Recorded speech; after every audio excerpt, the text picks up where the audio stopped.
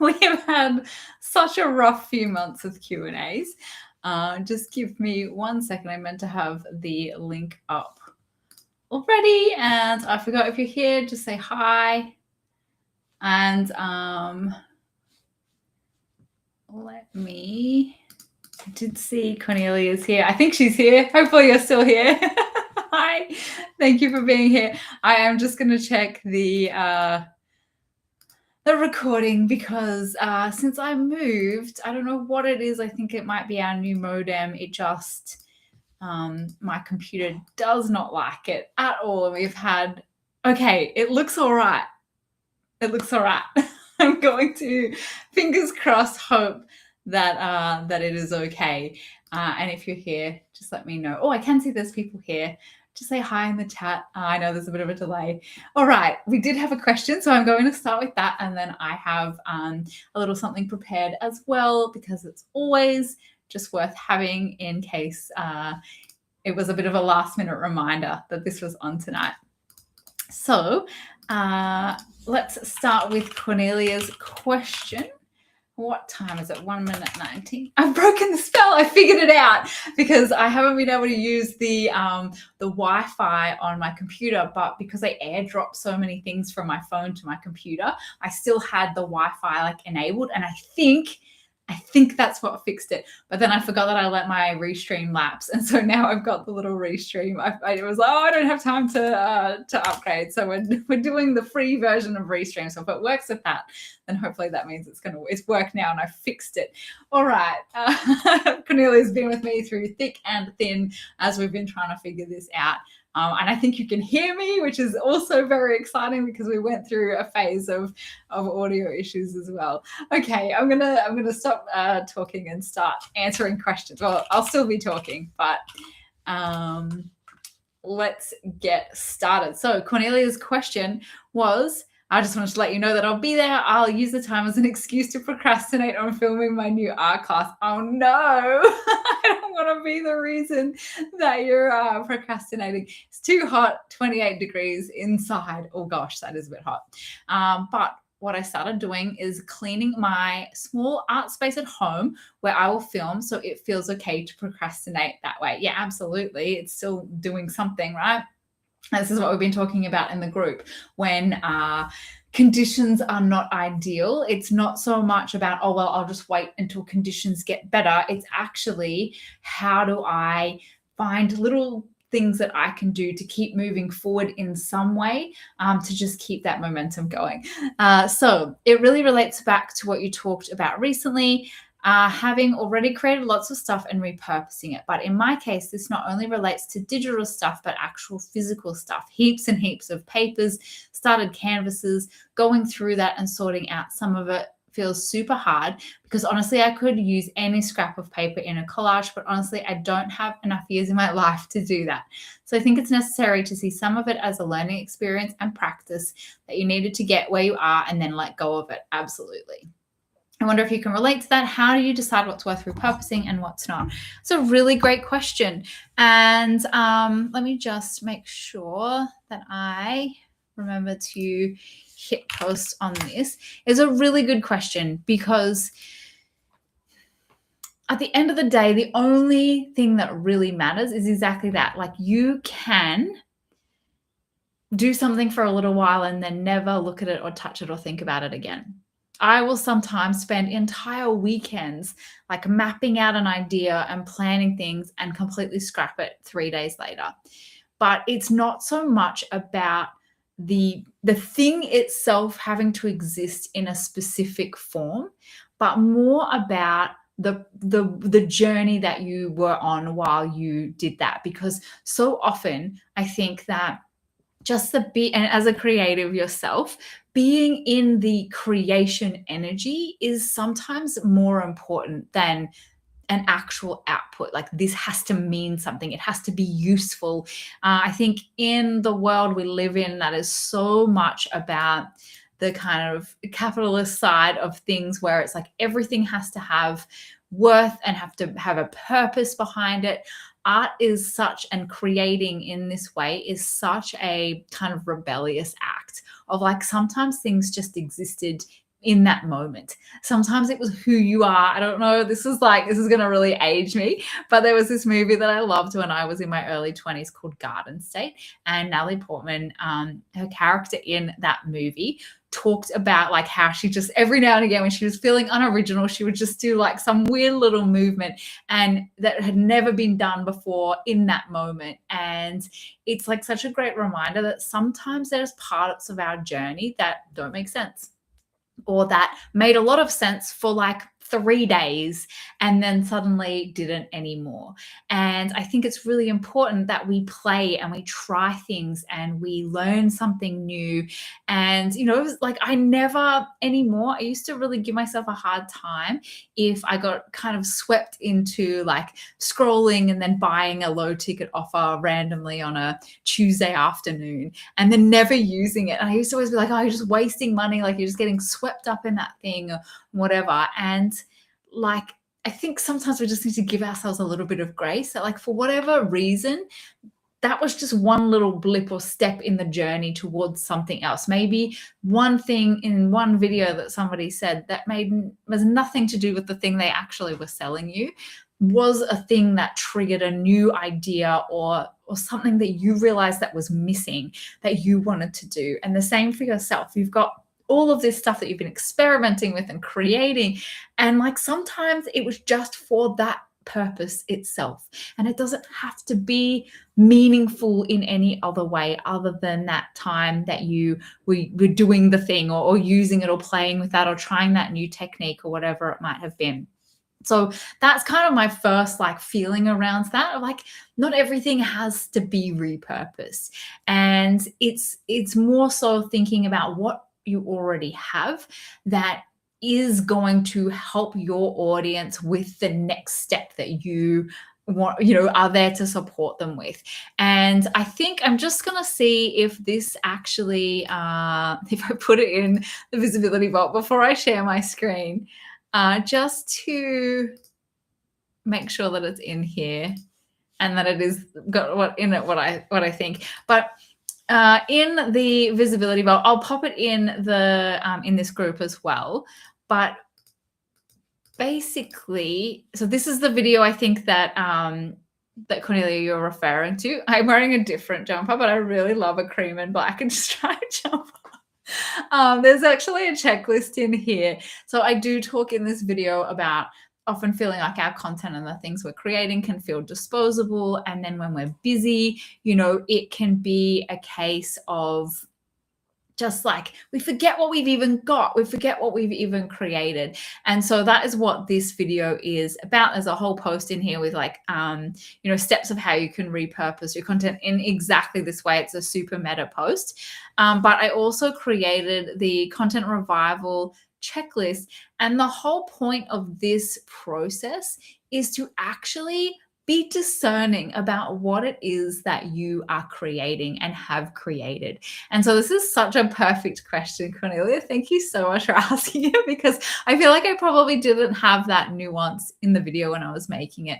And just talking with you about it has kind of made me think like, oh, this is actually something that's worth talking about. Like actually being discerning about what it is that we're creating and what our old work means to us now. Because it came up in our Emerge and Expand call this morning that I have from last year. I created the daily flow. Oh, hang on, I won't go there. But I created the daily flow and it's actually archived in the group and I don't think anyone has access to it. And this was like a 2-day intensive that I created and it sort of existed for a little while and then it just felt like it wasn't quite the right fit, whether it was the name of it. It didn't quite resonate in the way that it had for me, but it has evolved into what is now Reorient and Recalibrate and the 90-day expedition and a little bit of the one step at a time.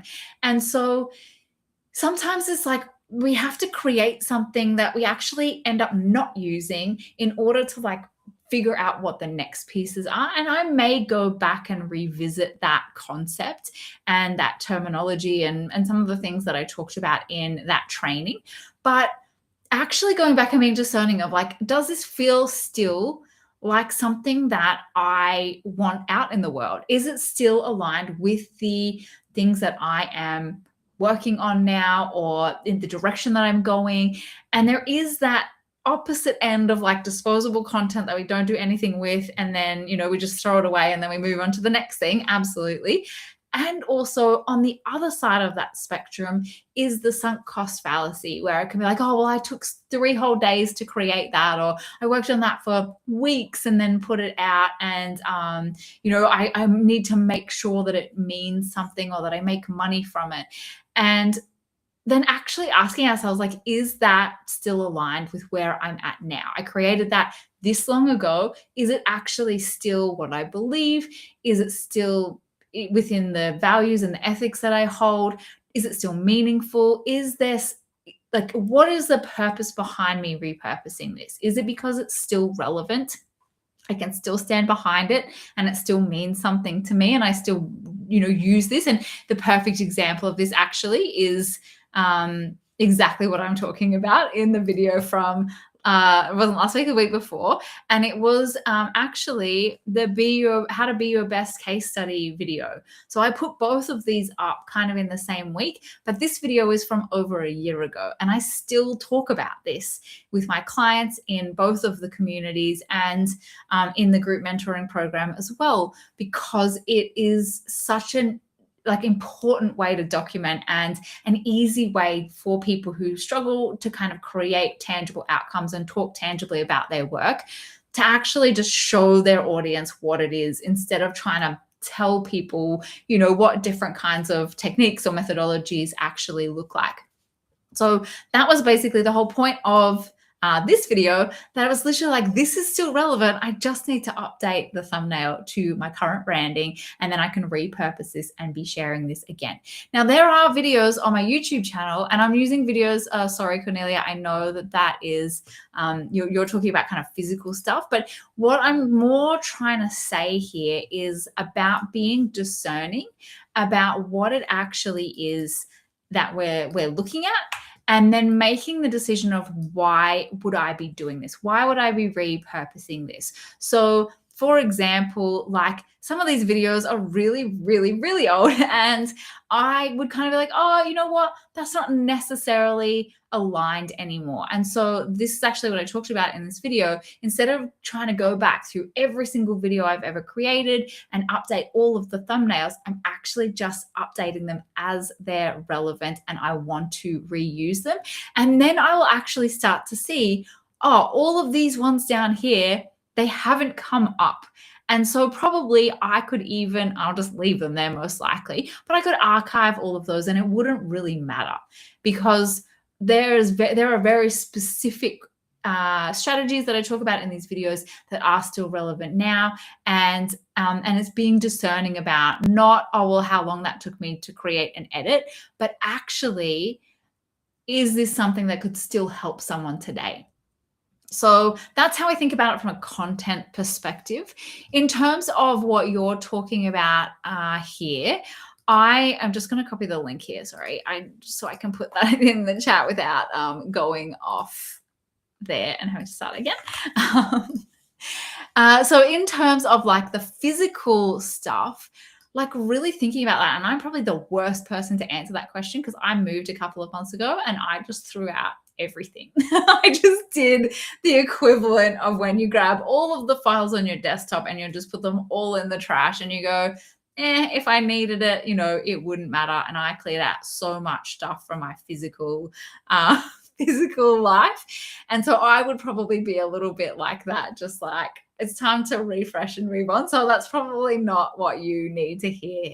But really just being discerning. And, I'm not going to say like go do the Marie Kondo, does it spark joy? But really thinking about it in that kind of way. Is this something that, like, yeah, sure, I could do this with it, but will I? And do I need to make a decision right now about this? And this actually comes a little bit into what we've been talking about in the group this week as well. In terms of, I talked about it in this post, actually really being not only intentional, but also remembering that we don't have to be all or nothing about anything. And that comes to business as well. I actually mentioned this right at the start of this call, that it isn't so much about you having to repurpose everything or repurpose, like just create new stuff all the time. It's always about finding a middle ground. And just like the example with my YouTube channel, just doing one little bit at a time instead of making it into this big, huge thing that we all really do. And especially those of us who are more overthinkers and can kind of turn something small into like this huge, big thing where it's like, oh my gosh, that's such a big task. I just don't want to do it. The question that I will always encourage you to ask is, how can I make this easy? And so when you're going through your physical art supplies and papers and all of the things that you could repurpose, instead of going like, oh, I have to put aside a whole week to go through all of this, it then just becomes this huge, big, arduous task. What is just like one thing that you can make a decision about today, whether you want to keep it or whether you want to throw it out, and if it's going to still be relevant. And so that's where the one step at a time challenge, will just sort of mini kick this off again. I have anyway. I'm back into it so that I can just really hold myself accountable a little bit to focusing my energy on like one small thing each day that will keep the business moving forward in amongst the hectic situation that I find myself in now, where it's so easy when other people are needing things from you to just forget about all of your own things. And so that's something that I'm relearning and re-navigating right now. So yeah, how can you make it easy? How can it be just one small thing? And asking like, am I holding on to this out of like FOMO or any kind of like, what are the thoughts that are behind it? Are you keeping it because you feel like you should? There's guilt or shame there, or FOMO or scarcity or any of those sorts of things? Or is it actually like, this is something that could be meaningful and I don't need to make a decision today about whether I keep this or I do something else with it? So I hope that answers your question and it gives you something to think about there in that regard. Yeah, it's at the end of the day, there's no right or wrong. It's really just taking the time to just pause, I think. And that's probably a big lesson that we talk about a lot in the group. When I think of cozy business, I think of proactive business. And the difference between that is that for those of us who are neurodivergent in particular, there's a certain impulsivity that many of us live with. That's where it comes down to, like just throwing away boxes of stuff without even bothering to go through it, because I'm just like, oh, just get rid of it, get it out of my life, and then having to live with those decisions later. And it's the same in our business as well. How can does a decision need to be made right now, and that impulsive kind of reaction, or can I just take a beat and really think about what I need, how I feel, and does that decision need to be made right now in this moment, or is it something that I can come back to if it feels like that nervous system activation is happening, where that's where that reactive sort of impulsive decision making can come from. So I hope that is helpful. Please let me know if that gives you, it just gives you something to think about. And thank you so much for asking, because if it's creating more work for you to repurpose things as well, just like a secondary or last thought, if it's creating more stress and more work than not doing it, also like what is going on there and how can that be easy too? So yes, hopefully that is helpful. I'm just going to check the group and see if we have anything else. And there was just one other thing that I wanted to have, kind of talk about a little bit today, in terms of a video that I've been meaning to make for ages, and I just haven't done it. So let me just find the right tab. I can see there's a few people here. If you have any questions at all, please feel free to either pop them in the chat. It's a very limited kind of characters in the YouTube chat. So if you're in the Cozy Business Quest, you can also come in and there's a pinned post there if you want to put more of a question in there, and I'll keep an eye on that and make sure that I have time to answer your question. Cornelia said, very good question to ask myself. Need to ponder them. Some of it I keep because of sunk cost, and some have small ideas in them. Some are great to track progress. And, all of those are valid, right? And I know for yourself with the physical media and the things that we know you've been kind of going through this year as well, that that space is probably an issue that's making that feel a little bit more urgent to make a decision on, is a guess that I'm going to make there, from moving out of your studio. And so, yeah, if it's something that you think at some point you're going to want to look back at, or there are ideas there that you think that you can do something with, does that decision need to be made right now? Is probably, yes, my most important question. And the thing is, you can always get rid of it later, but once something's gone, it's gone.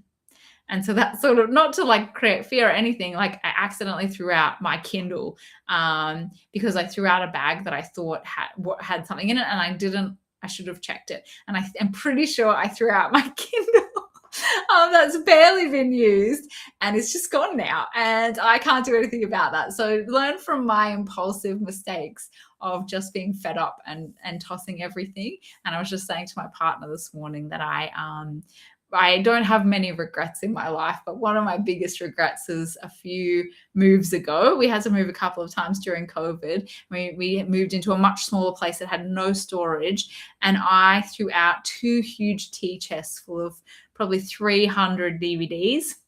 And at the time, it was new streaming was new. Everyone was obsessed with Netflix. And I was like, I'm never going to need physical media.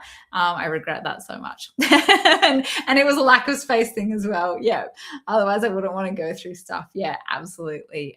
Gosh, I wish I could take back those 2 tea chests of DVDs and be able to still have my physical media library. I miss it. It's such a silly thing. It's such a first world problem, but in the world that we now live in of 50 million streaming services, I very much miss just being able to put on one of my DVDs and not have to worry about ads and which service it's on. Let me just pull up sorry, I just realized I haven't got it open, so I'm just going to find that. But yes, I can see there's 4 people here, so which is very exciting because usually it's just me and Cornelia. So that is very cool. Please, drop anything you want to talk about. Otherwise, I will just fill the space. But I thought, because of my time limitations as well, that this would be, that's the wrong one. This is the one that I want.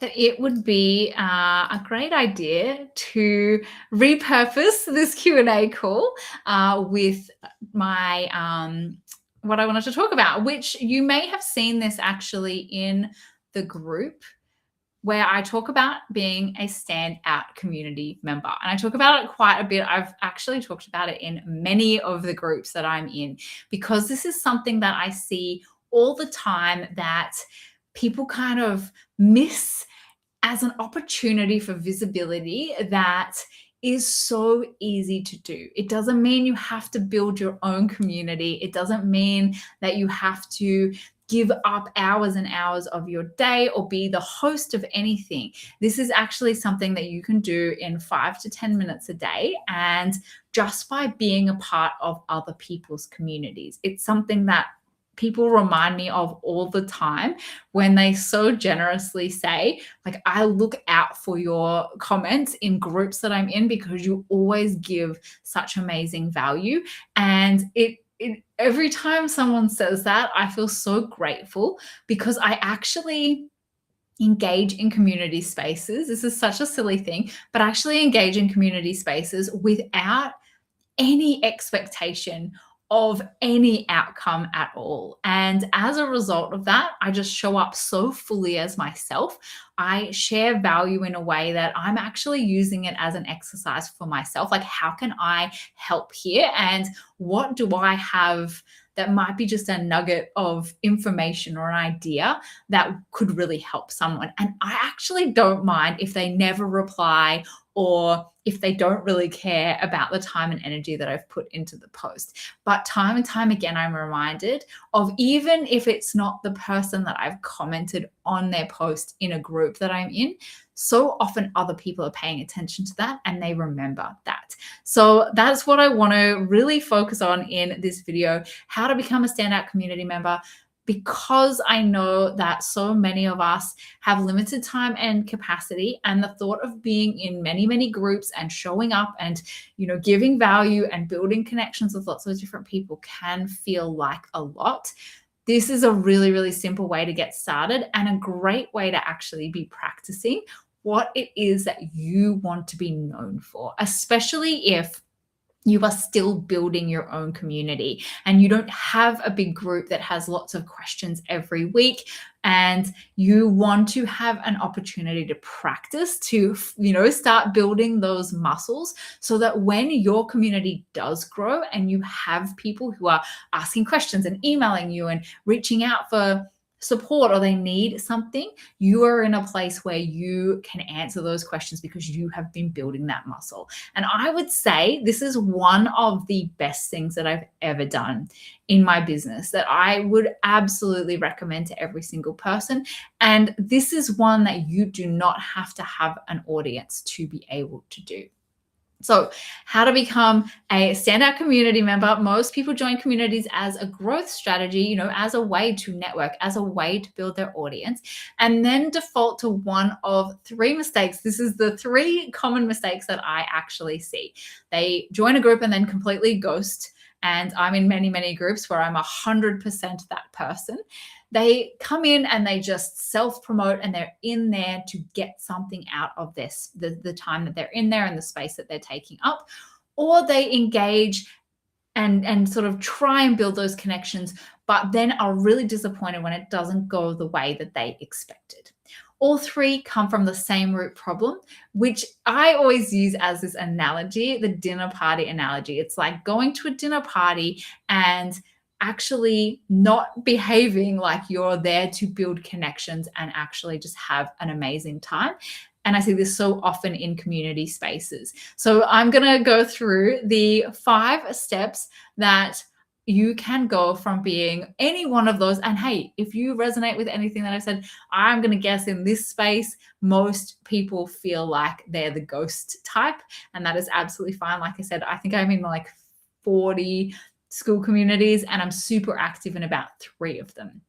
So this is also not about being everywhere all the time and starting to choose and pick where you want to be. So that is what we're covering. Pick your party. Where do you actually want to be? Be the guest, not the host. RSVP with your best self. Never show up empty-handed. And expect nothing so that you can enjoy everything. So I'm going to get into this now. Pick your party is that you are going to actually start by being discerning in the same way that we were just talking about, where it is that you want to show up. And you may have to join a whole heap of community spaces to get to a point where you find 1 or 2 that are really great. They're where your people are hanging out. They're where you make friends and you feel welcome. They're where you know that you can really show up and be helpful. I'm in a few of these groups myself. In fact, there are people who are here in this group that have found me and we've connected because of the shared communities that we're in. So the starting point of this, and you don't even have to go deep diving, just literally, this is the best thing about, let me just see if I can switch tabs without messing everything up. The best thing about school is you can literally come in here and you can search anything you like, and then you can see all of the groups that come up under whatever keyword that you are wanting to be known in, or where you're wanting to connect with other people. Look, even this is great for research to actually see what is out here. Are there spaces that I might want to be a part of?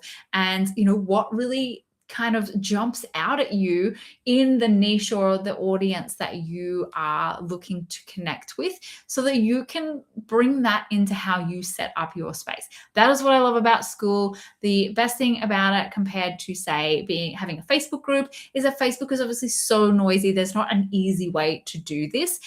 School is really, really good for that. And also, when you're in the community that you're in, you can only see everything in that space, and then you leave that and then you go into another group and then you can just see that group. So that's what I personally love about it.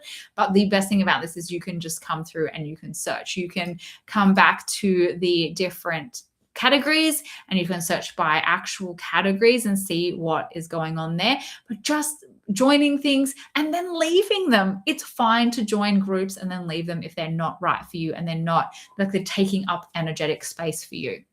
So that is a really great starting place. If you're in Cozy Business Quest, you're already on school, so easy to just go into the Discover area and see what else is out there. There are loads of amazing free groups there. And that is the opportunity for you to just see what else is out there and where you can maybe connect with people. So taking the time to do some research, maybe, 10 to 20, again, depending on your capacity, choosing a few that you actually really want to join, and then just going in and spending time in those groups. And it doesn't have to be a long time. 5 to 10 minutes is absolutely fine. Look at the different people who are joining, who is, what conversations are happening, what's not being said in the spaces that you're in, and do you see places where you can show up and be helpful? In one of the groups that I'm in the other day, I just noticed someone was having an amazing win and they shared it in the group, and I clicked through to her profile to see, it's an Instagram group, and I clicked through just to see what is she doing over on Instagram, because she's obviously had amazing results from it, and her link was broken, and all I did was just remind her to check her link, and then also like how important that bio optimization is. And she was so grateful, but also the host of the group was so thankful as well that I had just taken the time. It did not have to be a big long comment. I do a lot of those as well. But actually just like, where can you jump in and be helpful there? So spend a couple of weeks just observing, and 5-10 minutes, maybe it's not that long that you need to. If you're someone who is confident in what you do, or you see that, oh my gosh, I'm in the right space, there's people asking questions that I can get involved in, or that I can even just start encouraging people, welcoming people, and being a part of that group and being involved in that, and then narrowing it down to the few that you are maybe most active in. And so that's what I've done. I join groups all the time just because I'm curious. I'm interested to see what other people are doing. And then I still have my core groups that I try to show up in fairly regularly. And then taking the time to actually notice which communities have a value aligned host. So not just a big member count, but you have similar values with the person whose group it is. You can tell there's a like-minded community of people. So this is like a call to action. This is before you even start a group of your own, maybe. If you're feeling like social media is just taking a lot of time and energy and creating all of that content, taking 3 steps back and even spending a couple of weeks doing this can really help you to find some aligned communities to just actually start showing up and having a presence in. I've met some of my best business friends from doing this and just building that community inside somebody else's group without having to, build all of that myself. Then be a guest, not the host. So the point of this is not to come in and trying to show up the host. And if you think about it like a dinner party, say the host is here and you come in, imagine if you came into the dinner party and you said, oh, my dinner parties are so much better than this one. And when you come to my dinner party, we do this, this, and this. You would never do that. And I honestly see this so often in groups that I'm in.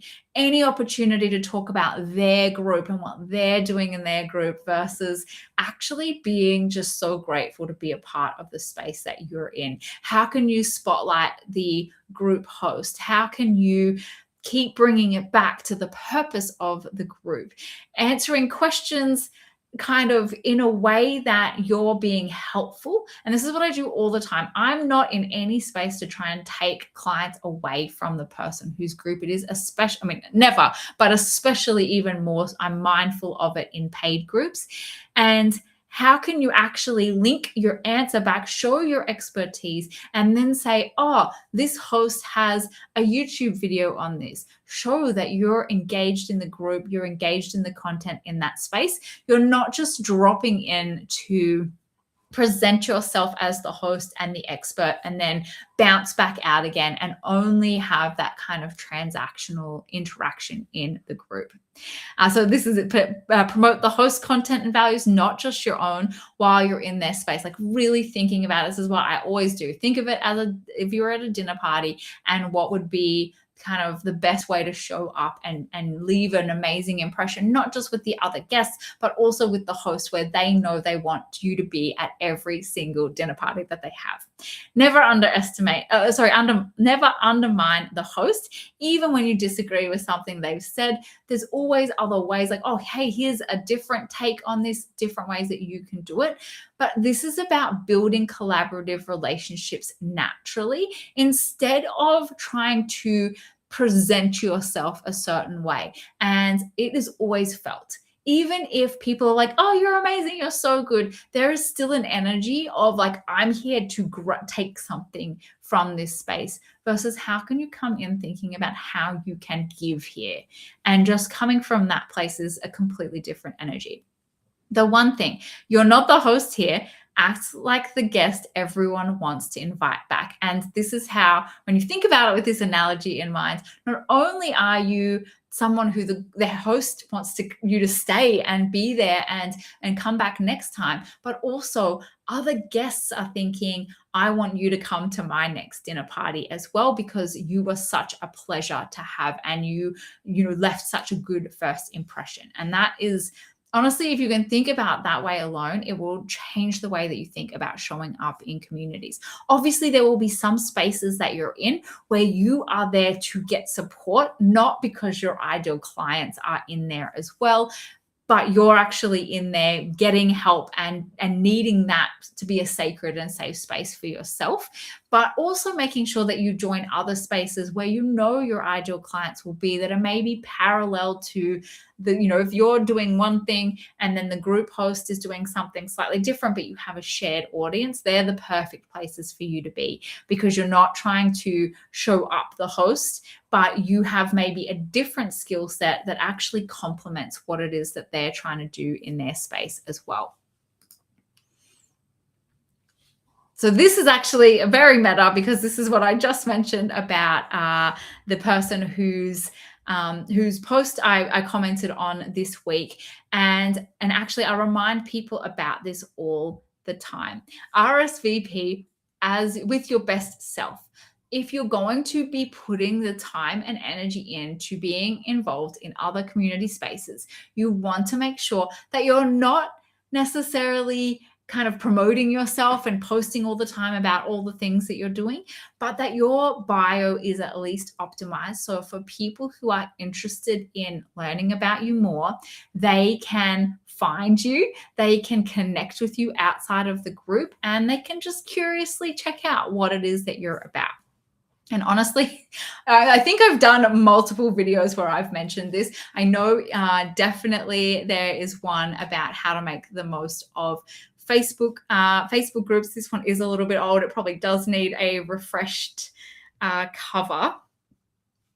Let me see if I can find it somewhere. Oops. Just trying to, oh gosh. I'm trying to close my sidebar there, but that did not work. And it is still, Facebook groups not so relevant anymore, but still very, very relevant. So I will probably link that one as well for you. And it is actually like how to make the most of when you're in Facebook groups, because you can do multiple things there, including optimizing your bio. It's this video down here. As you can tell, it's quite old now. It's 3 years ago, but still super relevant. I can't tell you how many times I connect with people and they do not have any details in their bio. They have no links. They don't tell you what they do. There's no way to understand from that initial conversation. You click through what it is they actually do. And on Facebook, there's like an added thing you can do where you can actually change your banner in every single group that you're in. I'm not going to talk about Facebook, but that video I do. So if you're in Facebook groups, definitely watch that one because there's even more that you can do there. So empty bio, missed curiosity. Full bio, open door. We're not showing up in spaces so that we can promote our work necessarily in an open way unless there's an invitation to do so. Again, being an ideal dinner guest. But when you start to get known and seen in certain spaces that you're in as someone who's really helpful, people will naturally be curious and want to click through and see what it is that you do.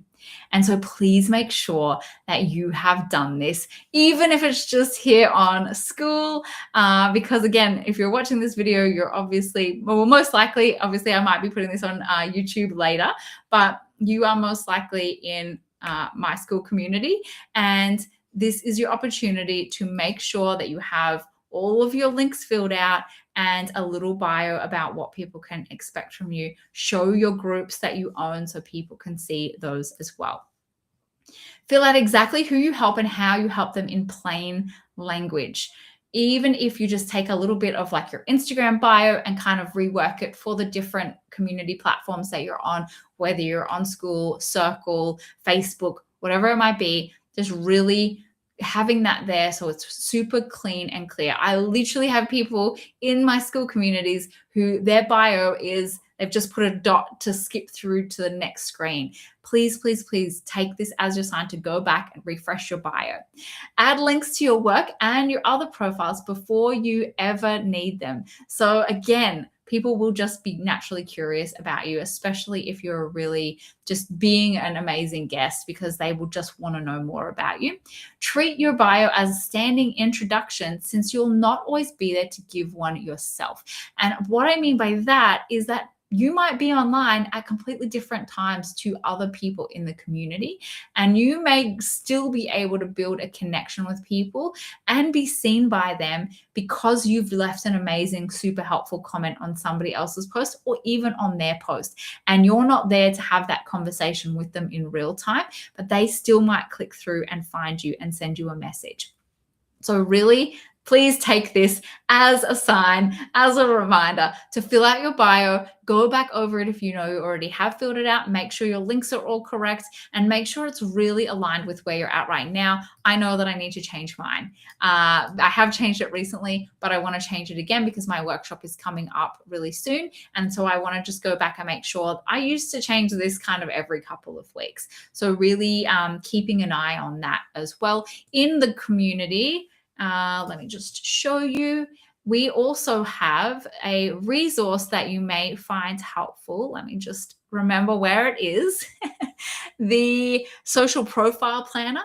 So this is really helpful to actually keep track of all the platforms you're on, which bios you're using, which links you're linking to in your bio, and then also what covers you've got everywhere. And so you can grab this in the classroom as well and just keep track of what it is that you're actually what you've got everywhere, because it can just happen so quickly. And then all of a sudden you've got something old on Facebook because you haven't been on there for ages, and you've updated your Instagram and all of your other bios, but you need to go back and change all your new links and everything on your others. And that just helps to really keep you in line with that one. Never show up empty-handed. Again, another reason to be invited back as a guest. If you're showing up at a place and you can come with something that can really help as well. And this is about actually being consistent, because just not even being consistent of like, I have to do this many posts every day. Again, on school, it's really easy because there's the 10 engagements, which can be a like, a comment, or a post. You get a little point, and once you've done 30 days of 10 of those, you get a little fire emoji next to your name. If you saw my recent video about burnout indicators, that is one for me that I know if I am needing to just step back and regroup is when I'm not able to do that, because it's pretty easy to do. You only have to like 10 posts and you fill that quota for the day. So this is about actually just getting into a little bit of a rhythm, a little bit of a routine, knowing that sometimes life just will not allow for that and you need to find a way to do it in your own way. But this is about just being present, being seen. So this can be as easy as setting a daily timer for community engagement instead of relying on when you feel like it, because it's easy to do, but it's also really easy not to do as well. And I would rather just do 5 minutes in the morning while I'm drinking my coffee or walking on the treadmill than disappear for months and months and then have to kind of rebuild those connections in the groups that I'm in again. This is a thing I think I've talked about. Now I'm like, I have talked about this before. This is something that I have always done just naturally, but I actually heard Hormozi say a few years ago, I think in a school call when he did those really regular, commit to leaving the best comment in the thread. It doesn't matter how long it is, and it doesn't also matter what anybody else says. But what it will do, and exactly the same thing as I said at the start, it's not even about how much that other person is grateful for your response. I use this as a challenge to just test my skills.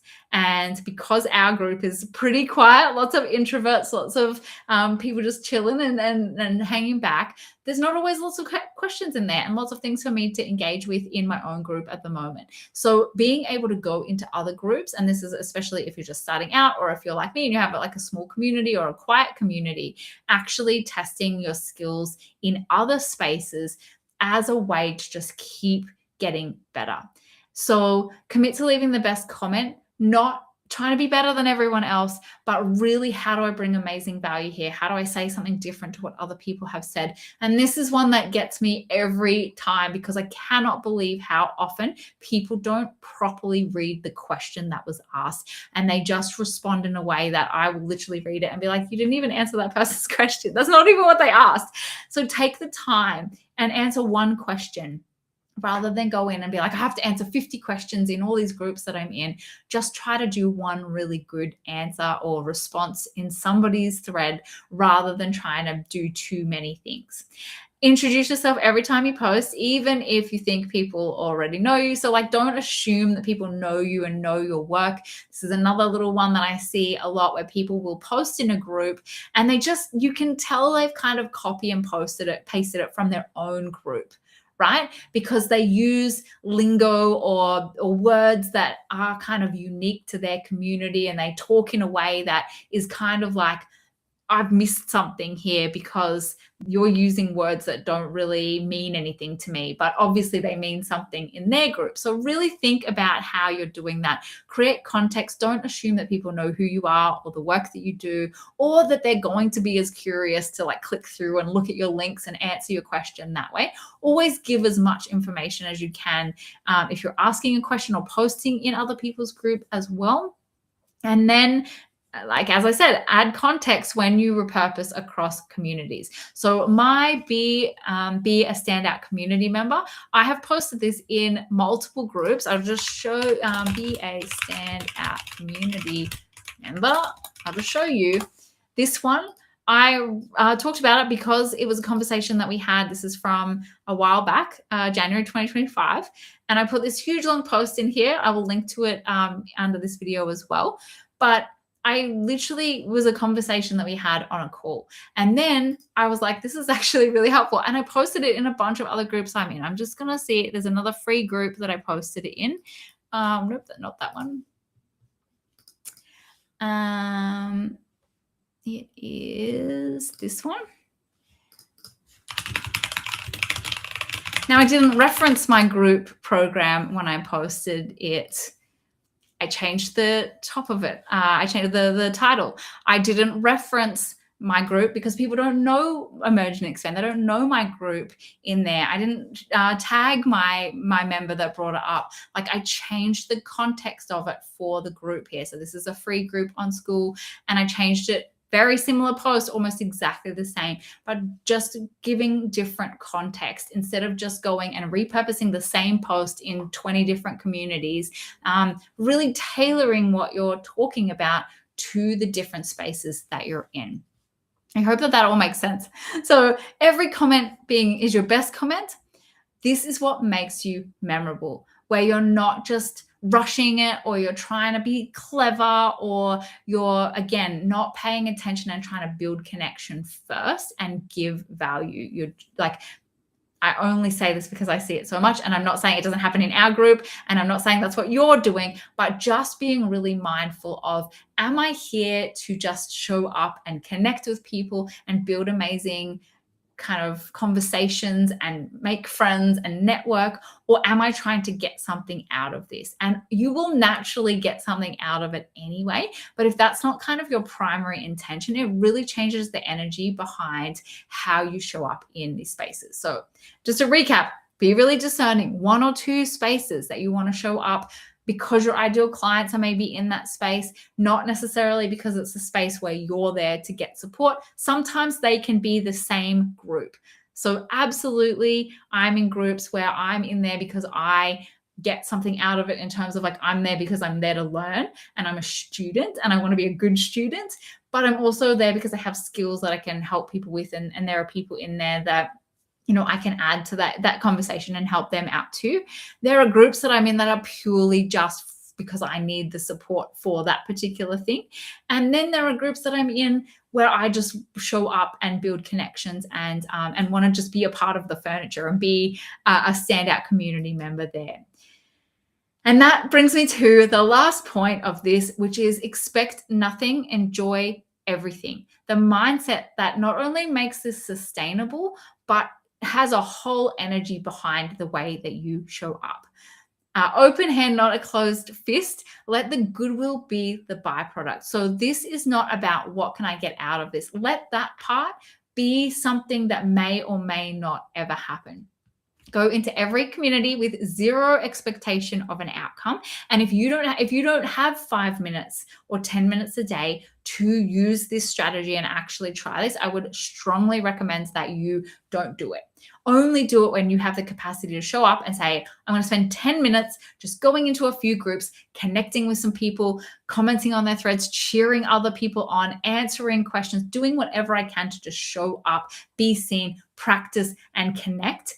And if you know that that is going to wear you down, or it's something that you just don't have the time and energy for right now, or you know you're going to start to feel like, oh, nothing's coming from this, then I would say do not do it, and use your discernment to decide that, because this is about building connections first, and then whatever comes from that is just like a cherry on top.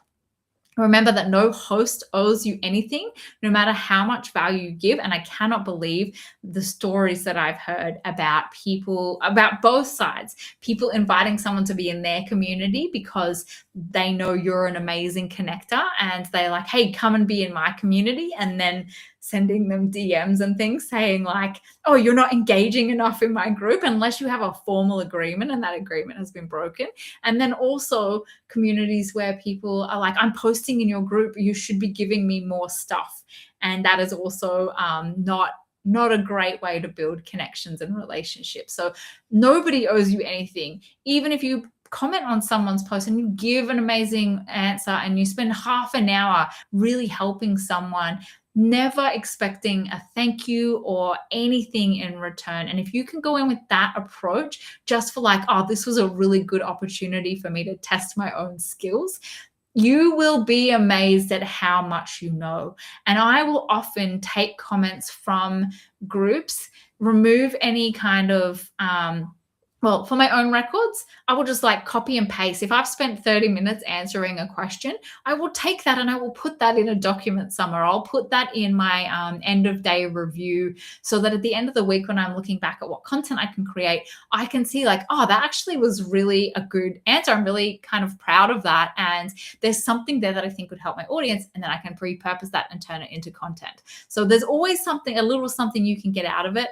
But again, your energy going in and your expectations will really just change the whole energy around that. Let goodwill be the byproduct of showing up well. And goodwill, I mean, as in someone giving you something in return. So I have absolutely had opportunities where I've had my workshop shared with an email list of like over 60,000 people just by showing up and being a community member. I had opportunities to be a free member of high-end communities because of how I've shown up and what I've given there, and having that opportunity as well. But again, never an expectation, never the reason why I was doing it, just an amazing thing that came out of it. I've definitely had clients and members come as a result of the way that I show up. I 100% would say that it is one of the best ways to build connections with people and really find your people in little pockets inside much bigger groups as well. So don't underestimate that. Notice the friendships, the recognition, and the trust building that's going on in the background. There are people who are watching you and the way that you show up in spaces as well. And never underestimate that. Assume nothing, expect nothing, just be the guest everyone wants at their party. And if you're like me and you don't like going to parties, you might need a different analogy. It's just that I think of this as like, if I was a dinner guest here, I wouldn't necessarily be just like standing on the table talking about how great I am. I would want to be helping out. I would want to be telling people where the bathrooms are, and actually connecting with people, building an amazing relationship with the host, and having a way, if I'm going to show up in a party, if I'm going to a dinner party, which I never would, I never really do, but if I was, I would want that to be an amazing night for everyone and not just an opportunity for me to get something out of it. And that is how I treat showing up in communities. Be a standout community member. If I'm going to put the time and energy into being in this space, into paying to be here, putting time and my thoughts and connections and energy here, I want it to be for a beautiful win-win, mutually beneficial relationship, and not just what can I get from this. So hopefully that kind of gives you a starting place. I do have, I just was updating it, so I don't have it to show you here, but I actually have just a tracker, a really simple tracker for just being able to write down the communities that you're in, where you think your ideal clients might be, and what it is that you really love about that space, how often you want to commit to just 5 minutes a day or 10 minutes a week, even just going into the different groups you're in, having a scroll through and seeing if there's anything there that you can comment on. Like even as much as just like when someone is new and they're like, hi, I'm new, let me introduce myself. Actually just saying like, hi, welcome, so nice to connect with you. Stuff like that is so easy to do and so rare that it actually happens, but it's such a beautiful way to just help someone to feel a part of the culture, even if it's not your group. And then they will remember you. They will remember that as well, and that kindness when they were first there and they were brave enough to post and introduce themselves, and someone was there to be kind and welcome them as well. And that costs nothing. So hopefully that is, something to think about. I know a lot of people say, when I come into, when I join communities, I feel so overwhelmed. I feel so like it's just too much, all of those things. It's so important that you find what works for you. Like I said, I'm in a whole heap of communities, but I really only actively show up in a really intentional way in probably like maximum 5. And so it's not about quantity. It's about, can I show up and really just answer one question or help someone to feel welcome or help them to find a resource in the group that the group leader may just not have time to go through all of that. And it's a beautiful way to start connecting with people. And maybe you make some business friends. Maybe you learn something about yourself. Maybe you say something that you're like, oh, that's brilliant, and I never would have thought about that in my own group. I'm going to take that and then I'm going to post it in different contexts in my own group because that's something that would help them too. or maybe something amazing and wonderful happens as a result of you just being that standout community member. So yes, that is that is my little dinner party rule mini training there for you today. I hope that you found this helpful. If you have any questions or anything, I will put the tracker below this video in the group as well, so that you can just start to research and play around, and definitely take this as a reminder to go back and have a look at your bios on the platforms that you are on regularly, but also the ones that you know you have a profile on and you maybe haven't looked at for a while. LinkedIn, that's always my LinkedIn profile. Every time I think about this, I'm like, I have to go back to LinkedIn and update that, because I avoid that platform, but I am on. I do have a profile over there. So a great reminder to do that as well. And really just coming from a place of like, before social media and the internet existed, us little introverts would have to go to networking events and do all of the networky things in order to meet people. And we don't have to do that now. We can do that in our pajamas from home. And it is so easy to comment on a few posts and build some connections that way. So much easier than having to go out into the world and actually talk to people and go to dinner parties. So keep that in mind. Make it really small. Start with one group that you know your people may be in, and just give it a minute a day even. Make it laughably easy, and a great opportunity for you to come up with new ideas for content, connect with new people, and also just start to build those muscles of, hey, I actually do have something of value to share here. Oh, I do have skills that can help people, and I do have answers to people's questions. It can really help you to build your confidence as well as you are building your own community too. I hope you find that helpful. Thank you everyone for being here. If you're watching this on the replay, please drop a comment as well if you have any follow-up questions, and I will see you in the group.